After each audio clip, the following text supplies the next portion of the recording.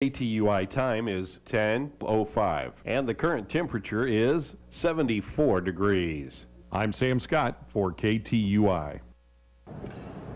Go ahead. Hey, good morning and welcome back. Here we are live at the White Mule Winery on the high plains of Gasconade County.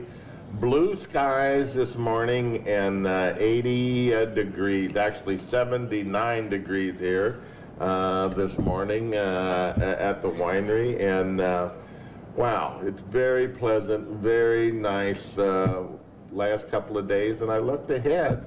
The 90s are there, but not well into them. So, you know, it looks like we're going to have some good weather ahead. No rain in the forecast. We could probably use, or a lot of people could use, you know, some more of that. But the grass is growing, and, you know, that's good. Hey, we're glad to have you along here this morning on KTUI, 1560 AM, 94.1 FM, or possibly you're watching on Facebook Live. If so, good for you to be along here today.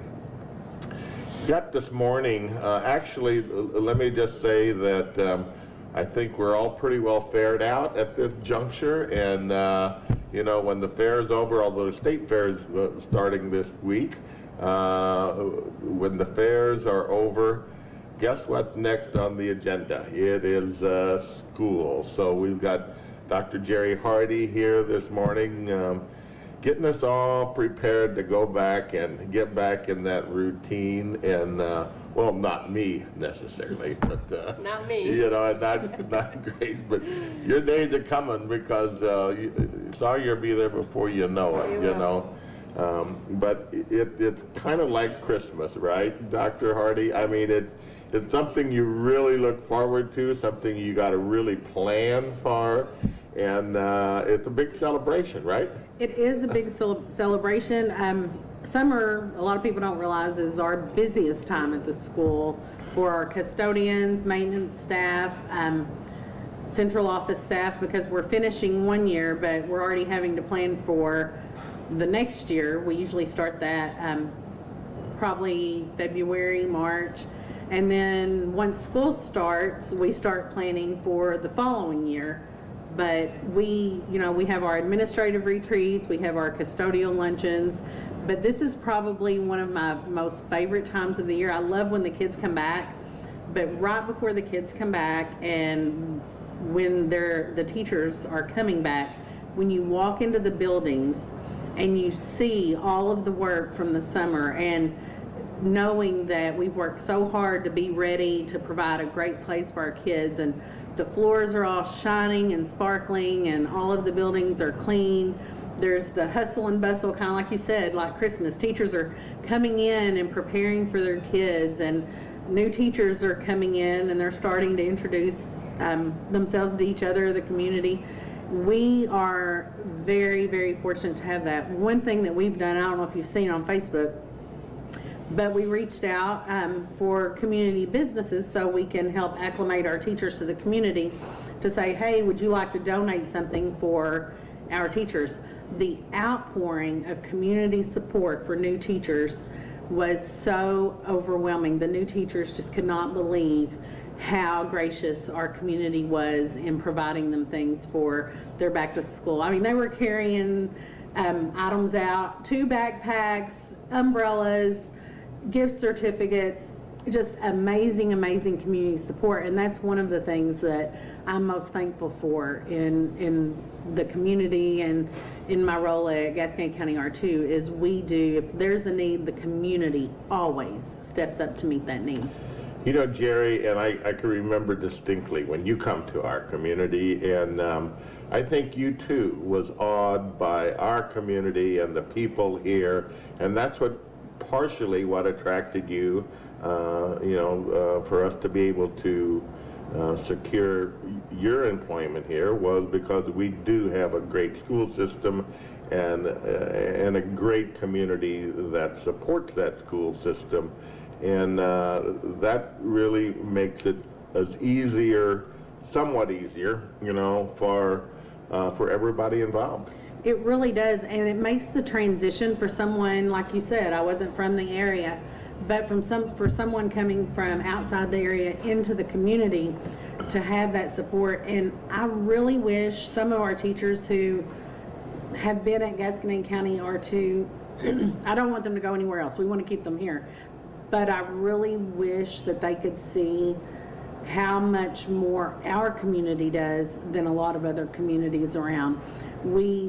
Just the support for anything. If we have a need, if we have a crisis fund at the school and we put Owensville Cares post on Facebook, all of those needs are usually met within the hour. And that doesn't happen everywhere. So we are very fortunate to have that. Very community, very integrated, together. Probably because if you go back cousin-wise, just a very short way, that there's a lot of relationships here that have been here, for a long time. Not all, but there's a lot of that go together, and the churches and the families and the businesses and they all kind of collaborate together to put kids in our priority. And golly, that's probably, as I get older, you realize that there's nothing more important. Nothing more important than taking care of the grandkids. The kids, well, whatever. Yes, those but the grandkids are important, and visioning a future for them is a great thing. But you do a great job, and I've never met a teacher, there. Well, that since I was there, I mean, some teachers didn't like me so well, maybe, but they're always pleasant, and they go out of their way. If a kid got an activity, it's amazing. I don't care if it's sports, if it's agriculture, whatever it is. We had a wildlife supper one time, there a few years back, and I couldn't believe how many hundreds of people came out supporting their kids for those kind of things. And they do, and that's the great thing about it is the kids, I hope, feel as supported as we try to welcome them and welcome all of our students. But with that, I tell teachers, teaching is not an easy job, and it's not an 8 to 3:30 job, because you don't quit caring about those kids when they walk out of the door at 3:17 to go get on that bus. And once they're your kid, and I always tell someone, I have 1,807 kids.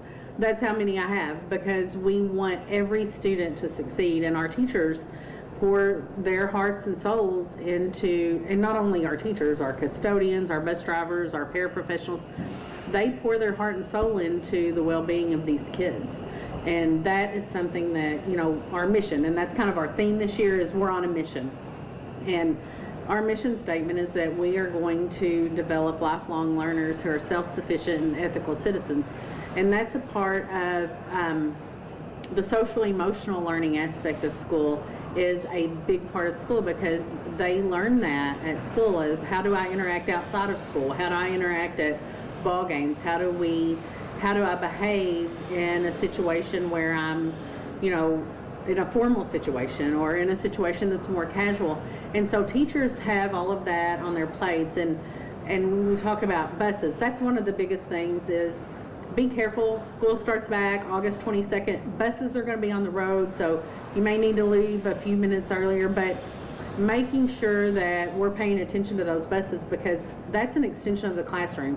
I always say a bus is a classroom on wheels, except it has 62 students versus 16. And that's a big responsibility, but also, they've not been on the road over the summer, so we've not been used to seeing them. And so that's another thing. And we kids really walking, need to be careful. walking to school and those particular things, it's just good to get that message out and give people, a little extra warning in regard to that.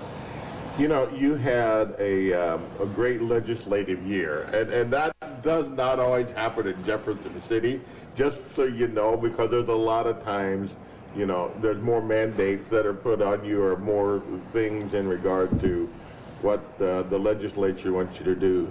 But you had a great year from them in regard to the dollar value modifier? We had an amazing year.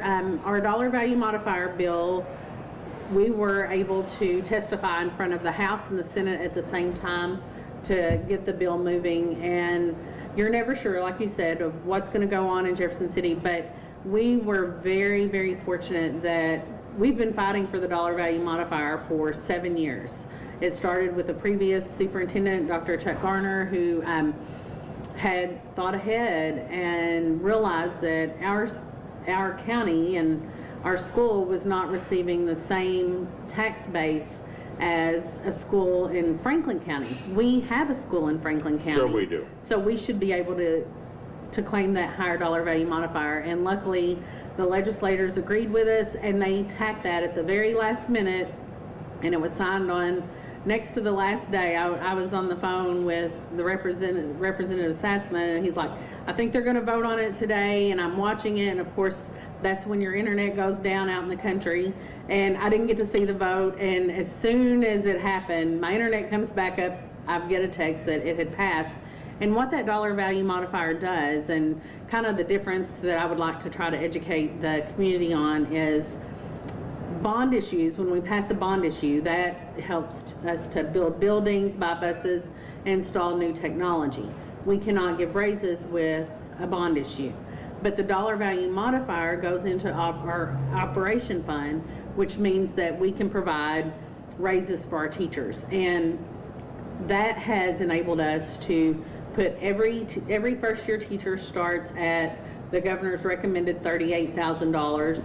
And then we were able to adjust our salary schedule for every teacher in the district to reflect that $38,000, so that there would be an equitable progression in our pay steps. We also, even before the dollar value modifier passed, we knew that we needed to do something with our classified staff, which is our bus drivers, custodians, paraprofessionals, our cooks.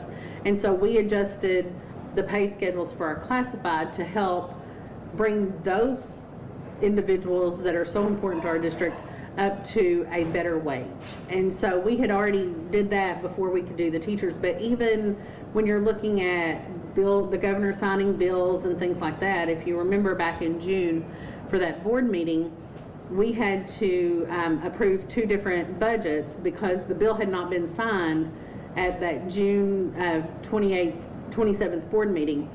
And it was signed the day after, the 28th. So what we had done was we approved one that would be fiscally responsible, because as a superintendent, you never want to spend money you don't have. No. And so we approved a budget where we were making sure that we had the money to pay the people we needed. And then we put a clause in there that if the governor signed the dollar value modifier, we would adjust the certified pay scale.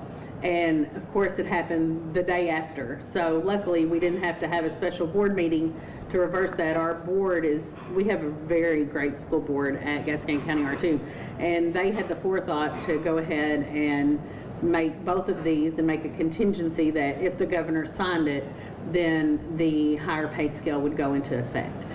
You know, I don't care what business that you're in.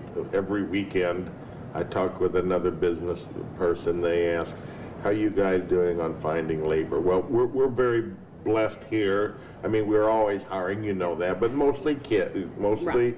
your kids, you know what I'm saying? We've got most of an awful lot of our part-time weekend staff is made up of high school kids and then on to college.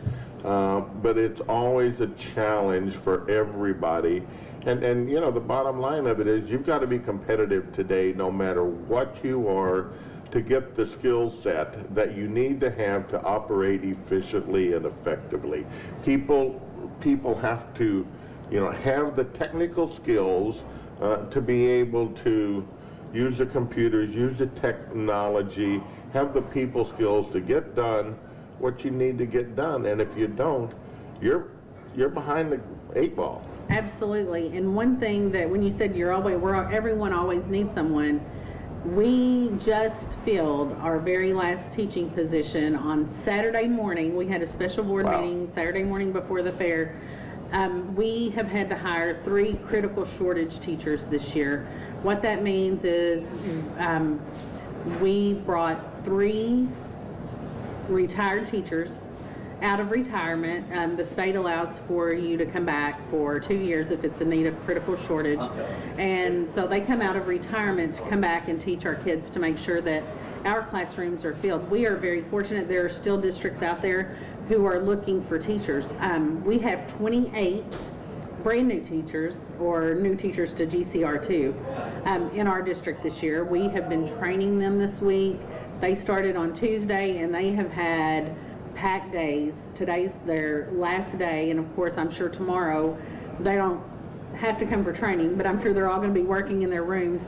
But we have a really great new teaching staff, and I'm really excited about that for our kids for the school year. We have some great individuals that have decided to join our team, but there is a teacher shortage out there. And like I said, we had to hire 3 this year under critical shortage, and we are so fortunate that we have individuals in our community who are willing, and they are high quality teachers to come back and teach our students. But then also mentoring 28 new teachers is going to be a blessing for us to be able to provide the professional development for them and to develop, they have the certifications, they're high quality teachers, but to help them develop their skill sets. We've gone over curriculum writing this week, we've gone over English language arts training, they have letters training, they have math training, and so our new teachers this week have received the same training that our veteran teachers have, so that they're not behind the 8 ball when it comes to educating students with the most up-to-date research-based teaching strategies. So we also have something I'm really excited about, and I talked to you a little bit earlier. The state has approved us for a pilot program for career technical, and what that does is it introduces students who may not want to go to a 4-year institution. They may want to go to state tech, they may want to go to work right after school, they may want to go into woodworking or carpentry. What they have done is they've allowed us to bring our career technical field down to the 9th and 10th grade level. And so we're going to offer an introductory class for 9th and 10th graders, and then also a screen printing class.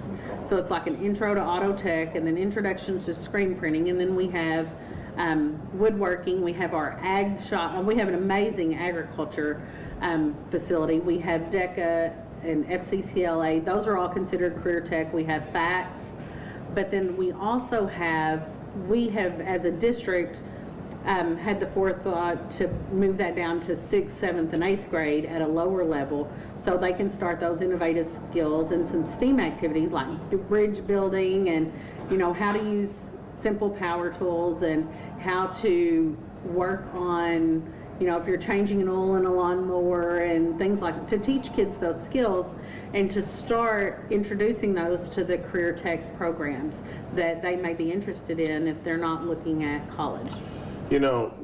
We have privately talked about this and publicly talked about, the need, because we see it, I see it every day here, on the kids that we get. Great kids, there's no question, but introducing those at a young age with hands-on skill is so tremendously important.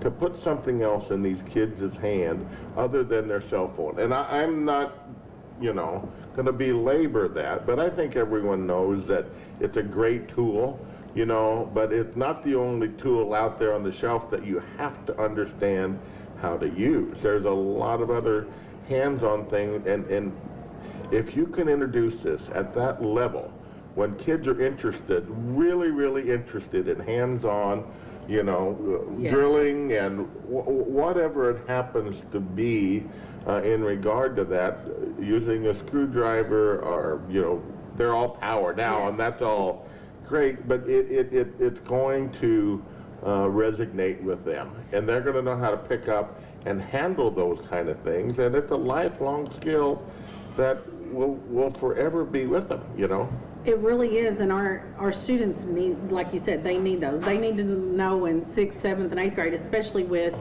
us going into the Rock Island Trail. How do you change a chain on a tire on a bicycle?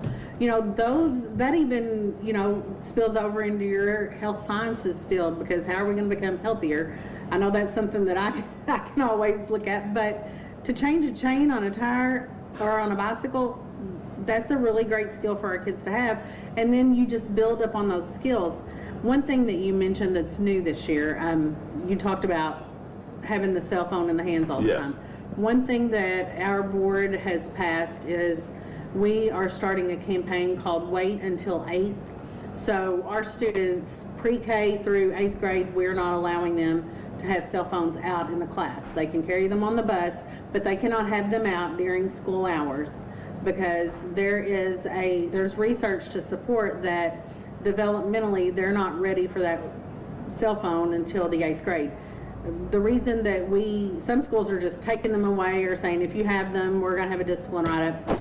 We understand that we are so geographically large that parents want them to have access to that if they're on the buses or if they're in an after-school activity. But the importance of not having them out during the school day so they can truly have an interactive experience in learning is very important to our kids. And so we've started the Wait Until 8th campaign, and so our kids won't be able to have their cell phones out during class or during passing periods. That way we can develop those communication skills with each other. Let's learn how to talk to each other instead of just a text. And I applaud that, So- and many other people, applaud that also. And it is a great tool, there's no doubt, but there's a time and place for it. And I think you properly hit the proverbial, nail on the head there, because, our kids have them here, they do communicate, they carry them around, because their parents or whoever needs to get a hold of them. And I don't carry mine 90% of the time on the farm, but if the kids got them, so I say, hey, call Rosebud Tractor, or call them and see if they got this part or whatever. So I use it, use them and use it continually, and then, that saves a lot of steps around the farm when you got a big, footprint. Absolutely. And you got a couple people working. Well, they're just part of what needs to be done, but there's a time and place for them, and I'm glad that you are, going in that direction. We will all see an improvement. yes, we should all see an improvement. And like I said, in the communication skill set alone, that will be a very big help for kids, and to have the social interaction that we need as humans. So. And you talked about developing these skills set, the technical, and you can see right here today just how important that the tech is, because they happen to be having State Tech from Lynn happen to be having a retreat here today, and they are increasing their numbers phenomenally. They're going to add a third, up to 3,000 students here in the next very short period of time. Think about that. Think about getting those kids ready, and there is no better way, and for those kids to be ready than have them connected to local resources and local skill sets, that are here ready to become a training ground, because an awful lot of people out in this area are, carpenters, their skills set, they're heavy equipment operators, they're farmers. Those are where you need to incubate. Absolutely. Those are mechanics, Rick, and that's where your ideas, and that's where passion comes from. Is having that turned on to them at a young age, so it's instilled in them, and it will continue to develop. And it develops work ethic in these kids. What is that? I'm kidding. But know, of course it teaching does. those kids, and knowing when they have the satisfaction of completing a project in a career tech class and seeing what they have done, and also when they have failed originally. We always say failure. Fail means it's your first attempt in learning. We have all failed at something, but that doesn't mean we quit. So if they don't build that bridge the first time to sustain the weight limits that they need to build it, what do we need to do to go back and try that again to make sure that we're successful? And how do we need to tweak the geometry on it? How do we need to manipulate, where we have our supports. Those hands-on activities for kids also provide some creative thinking and thinking outside of the box of critical thinking skills of, okay, maybe the first time I didn't get it quite right, but what do I need to do on my next attempt? And drilling down just a little bit in regard to this new resource that we're going to be offering to sixth graders, Yes. What precisely kind of skill set are they going to zero in on? They're going to start, it's going to be, there's going to be multiple skill sets with that. And like you said, it's going to be knowing how to use tools. Don't forget to put a shovel in there. That's No, right. right? Yeah, we'll need a shovel. And then some of the Civil Air Patrol, they have yes. a curriculum out that offers, like when I'm talking bridge building, but they have curriculum out that they'll send you everything you need for the STEAM activities, for science, technology, engineering, arts, and math.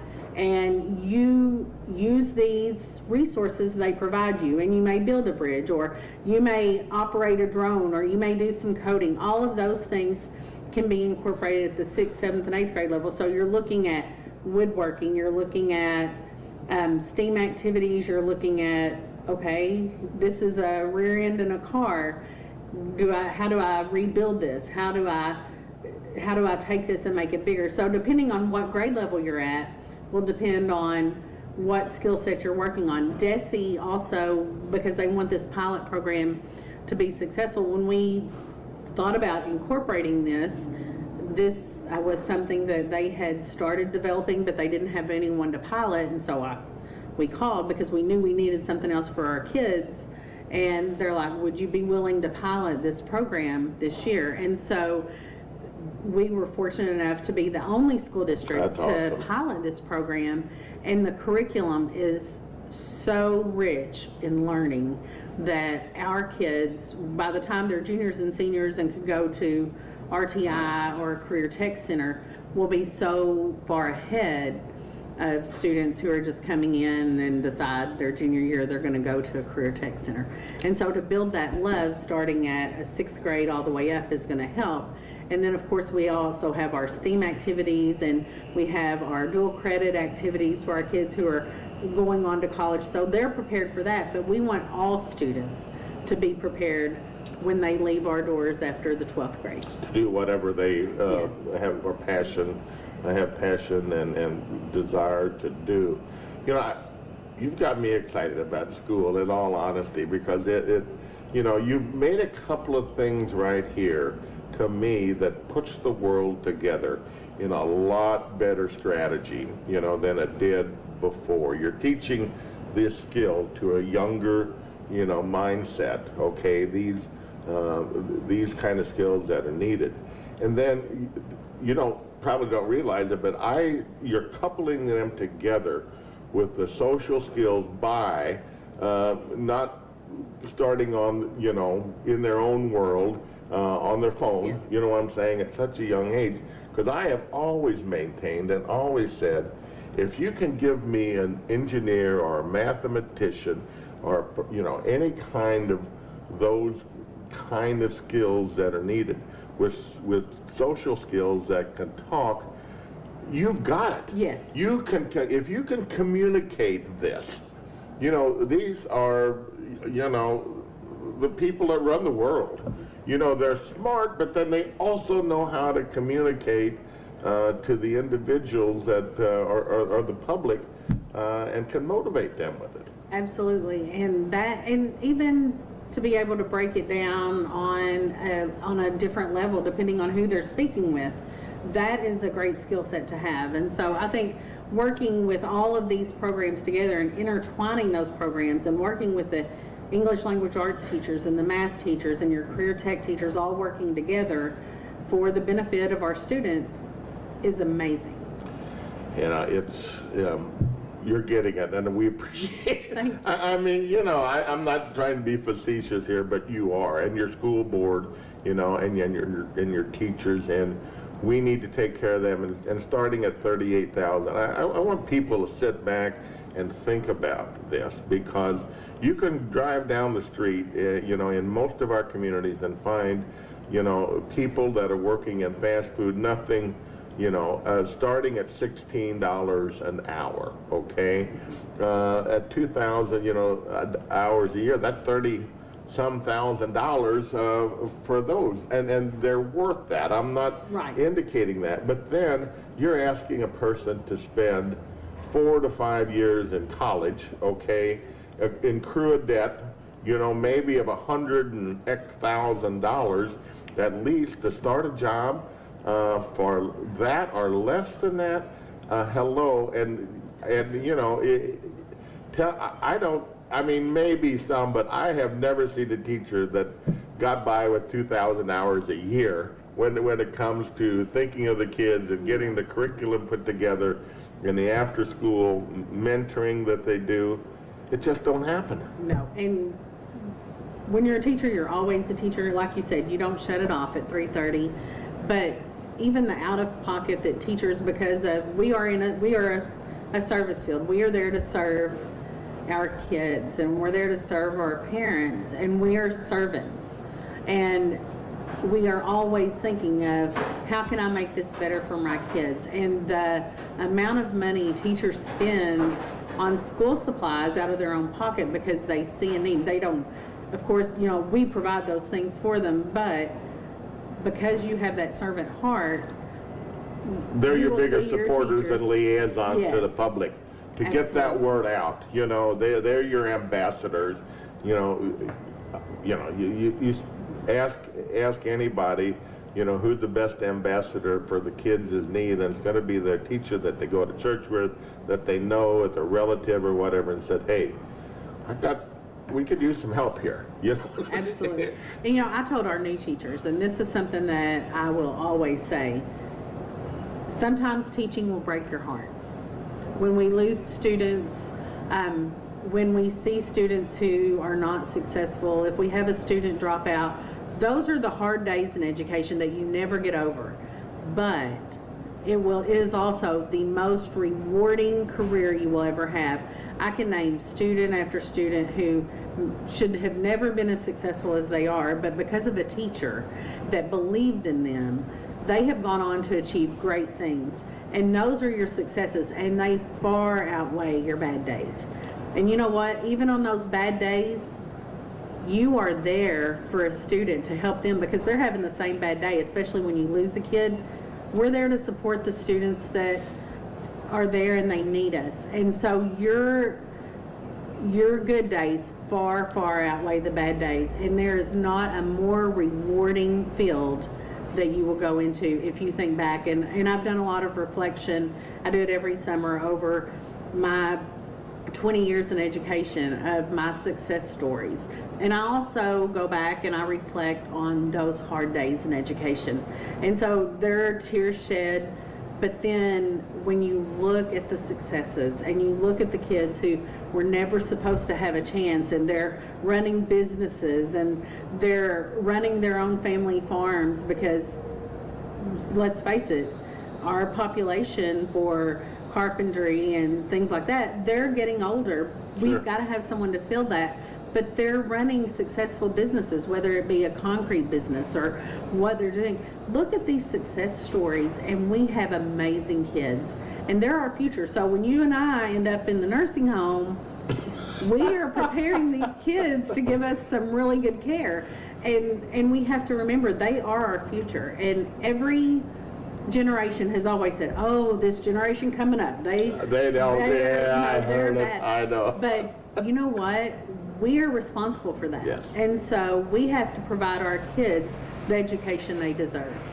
Yeah, it's, we've all heard it from our parents, our grandparents, things are going to hell in a hand. And not that I don't think that at the juncture to some degree, and we all do. We all have our moments. But, you talk about rough days. My heart goes out to those individuals that have to walk back into a school that have had a massacre and a shooting and those things. How to overcome that and to be there for the rest of the kids, and to move that behind Golly, what a stressor. Well, I mean, it's a terrible kind of situation that I don't think anybody has all the answers for. And you know, I hear people saying, well, do this.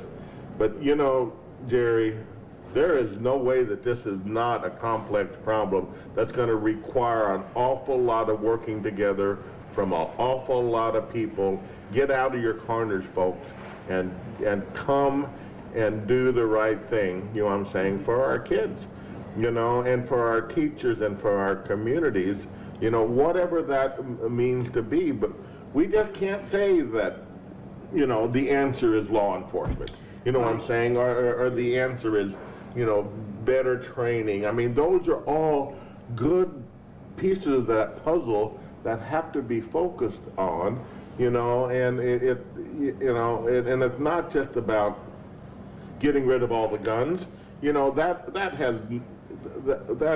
is not the solution. It is bigger than that. Mental health, arming teachers, you know, and empowering them, because who spends more time? I guarantee you teachers spend more daggum time with your kids than you do. Well, and they do. I mean, I hate to say that. 7 hours a day, and if you're from a family who both parents work, by the time they get off, if they go after school, if they're in an activity, they're with their coaches. If they're not old enough for school sports and a parent works, they may be at a babysitter's till 5:30. And then, you know, as we all are, then you have to get dinner done, and by the time you're getting dinner done and cleaned up and laundry done, it's one of those things that, you know, we provide the best for our kids, and as parents we want to do the very best, but the social emotional learning aspect of it is critical. So we are very fortunate also. We have 2 family school liaisons, and so if we have a family or we have students that struggle, they work with them to figure out how can we help meet their needs. But your teachers, like you said, sometimes they're spending the majority of the time with kids, and we have to realize that, and we have to realize that we want the very best people working for us that love kids, and they have that servant heart, and they're great at their craft, because it definitely, teaching is a skill set, and it's not always easy, but they have to love the kids. Relationships have to be first, and that's what I've told new teachers, that's what I'll tell our veteran teachers. Relationships are one. You know, the biggest thing out there, they'll say rigor, relevance, and relationships. That's wrong. It's got to be relationships first, then the relevance. How does what you're teaching me mean anything to me? Then we can look at the rigor or the difficulty level in that classroom. But without that relationship, the other 2 will not come. And so that is a very big push for our staff, is you have to have that relationship with kids. Kids have to know that you care before they're going to care what you're teaching them. You know, we had an interesting board meeting. I'm a president of our little church board over here, and we just started back, and we're blessed to have, you know, 18 to 20 young people now back, you know, that have come back, and we're doing Sunday school again and those things. And we had an interesting conversation Tuesday night in regard to who is the best, you know, to teach those individuals. And you know, we're talking about building a Sunday school and, you know, getting some young kids in there to help mentor the younger kids and those kind of things. But you know, we concluded that, you know, maybe all parents all the time is not the right atmosphere to have in your Sunday school class. You know, maybe somebody just a little bit more distant, you know what I'm saying, that can teach and, you know, really recognize, you know what I'm saying, the kids' strong points and how to motivate them. And I'm not, this is no disrespect to any parent at all, but just understanding, you know, the differential of that, and how you got to be able to get along. You got to be able to learn in a different environment other than just your mother or your father instructing you to do. Absolutely. And you know, that's when you talk about that, and I will tell you, and some parents do it beautifully, but I could have never homeschooled my own kids, because your kids know what buttons to push, how to get You out of think so? things. Whereas, like you said, if you have that teacher, that relationship is important. They know that teacher loves them, and they know that teacher cares for them. But it's not the same as a mom and dad. And mom and dads, my kids, they know my next move because that's Grandkids do it too, but grandkids, I think, figure it out a whole lot faster than the kids. and we want them to. You know, Yes, we do. that's kind of But the I agree difference. that You know, sometimes it's better to have that removal so those kids can learn in different environments. grow. They can Yes. grow outside of that safe environment, and they make their own errors. You know what I'm saying? And they figure it out on their own with a lot of other kids' help. Yes. You know, because it's just it's the way life is. You know. And it's kind of like adult learning. It's the same way. And I tell our administrative team, we meet every other week as an administrative team. We are better together because we have a whole lot more brain power as a group than we are on an island by ourselves. The same way with kids, and they learn cooperatively from each other, and they learn that, hey, you did this and it didn't quite work. Why don't you try this? And then the kid's like, oh, I didn't think about that. Because we're better together than we are all alone. No question about it. Hey, I know school is a week away, 10 days. I don't even know. Teachers come back on Monday, on the 15th, and we'll do all teacher training starting Monday. And then August 22nd, the kids are back. We are ready to see their faces and see how they're doing because you always wonder about kids in the summertime and on breaks. I bet and you do. How are they doing? Because you don't see them for the most part. Some you do, exactly. but You may see them at the fair. Right. But a lot of times, they're not in the buildings every day for you to do a quick check. How are things going? What are you up to? Are you playing sports this summer? How did your team do? Taking an interest in what they love. And it's just so refreshing when they come back and they're so excited to be at school and the teachers are excited to be there. And that is very refreshing to see as an administrator and to be in those classrooms. And it's great to see the learning and the growth. And even over summer, the growth of these kids. Some of them have gotten taller, some of them have matured emotionally, and just to see the development after there's a gap is amazing. That is, administrators and teachers in school, I bet it's mind-boggling how much change is made in 3 months or 2 months on some of these particular individuals, and you can read that. I'm guessing you can read that, and there's both ways of growth. Yes. You know what I'm saying? I mean, let's face it. There's stressors, out there that get to be really hard on kids that are unfortunate to have a wonderful homing, kind of situation, and those things. So you can read that both ways when they come in, and that's all for $38,000. It is. And like I said, I can't, the role of every person in our district is critical as far as employees, from the bus driver, the cooks, the paras, the custodians, to the teachers, because every kid deserves to be met with a smile. Yeah. And to be treated respectfully. And our kids, and I always tell my bus drivers, you're the first person that takes their temperature every day.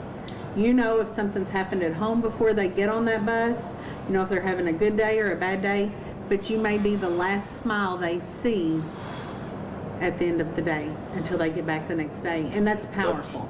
It's very powerful. So safety is paramount for our kids. COVID, Yes. new COVID protocol are continuing. We're almost back to pre-COVID. Now we're keeping the water bottle fillers, so the kids will need to bring water bottles. We're keeping the sanitation practices that we had in place. We are are making sure all that's happening. But the social distancing, we don't have to worry about. The COVID protocols is if someone tests positive, then, you know, they have 5 days that they'll be home. Then they can come back with a mask for 5 days. That's the CDC recommendations. But we're almost going back to pre-COVID, and I'm really excited about that because that put a lot of strain on our teachers. It put a lot of strain on our custodians and on our students, because one thing that I learned as I reflect back on this is it was easier not to talk to people because we all had masks on, and we were all so scared of the pandemic, rightfully so, but it allowed us to be isolated and to accept that as a normal, and people need people. And some we people need interaction. really need that. Absolutely. Some people, when they're hiding that face, they're hiding their smile or what their true emotions are, and that's critical for people that read, you know. And then, of course, you know, the other safety factor in our schools in regard to, you know, being aware of any violence, you know, that if you could see be there. something, say something. I can't say that enough. Because a lot of times people don't report things and kids don't report things. We can't do anything if you don't tell us. If you don't see something, if you don't say something. One thing that you'll notice that we're doing a lot differently this year is we've had them for years, buzzer systems on all of our buildings. But we have a lot of new secretaries. So don't be offended when you ring that buzzer. We're not going to let you in. We're going to ask you who you are and why are you what business do you have at the school? Are you coming to pick up a kid? Does your child have a doctor's appointment? Do you have a meeting? Who are you and why are you at the school? Because we have our number one priority before academics or anything else is to keep our kids safe. And you may think it's redundant, or you may think, oh, the secretary at Gerald Elementary School has known me forever. You're right, she may have, but when your kids go to a different school, that secretary may not. So we're gonna ask everyone, you know, what's your name, and I knew you had that why protocol are you there, doing you know, buzzing in and Yes. checking and other doors are locked, you know, and I know that, you know, you're very organized and very, you know, that's absolute priority. And all of that said, errors happen. You know what I'm saying? Errors, technology errors or whatever happen. But making everybody aware of what these circumstances are and talking about that is of utmost importance for the kids to have some kind of knowledge, you know what I'm saying, and a plan if the system fails. And the system does fail sometimes. So, well, you know, I was talking to a parent and last year, because we do drills all of the time, and she was concerned after after a threat, and she said that she was asked her second grader, what do you do if something bad happens at school? And he went through the training. It was properly executed. And to hear that from a parent coming in saying, hey, I asked my child, and they knew exactly what to do. They had followed those protocols. Like you said, until you're in a situation, you don't know exactly what to do, and then you have to go through the reflection piece. But our kids are trained, and it's sad that we have to train them for those type of emergency situations, but we have to be prepared. it's sadder if you don't. Yes, absolutely. You know, it is, and it's drill, baby, drill, drill, drill, drill, because that's how, nobody's perfect, but that's how you become more proficient and better, you know, at what you do is to drill, drill, drill, and do it over and over and over and over and over again. And, you know, I was shocked. I was in the legislature with a pro football, he played a little bit of pro, but both of his sons played from St. Joe.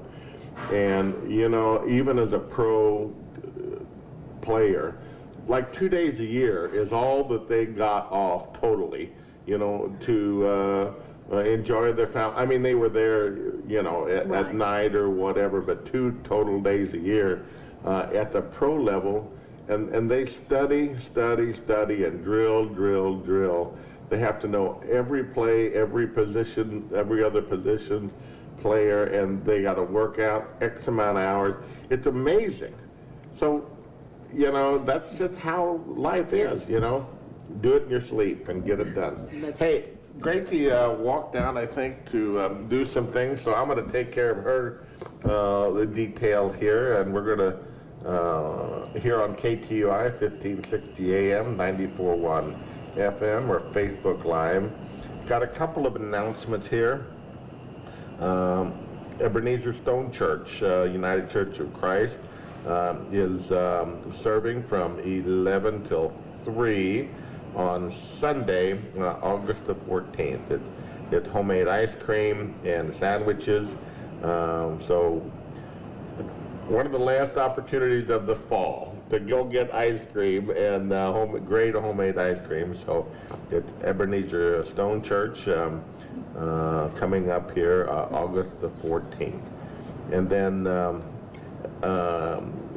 the Lessons of Faith is going to Thursday, August the 18th.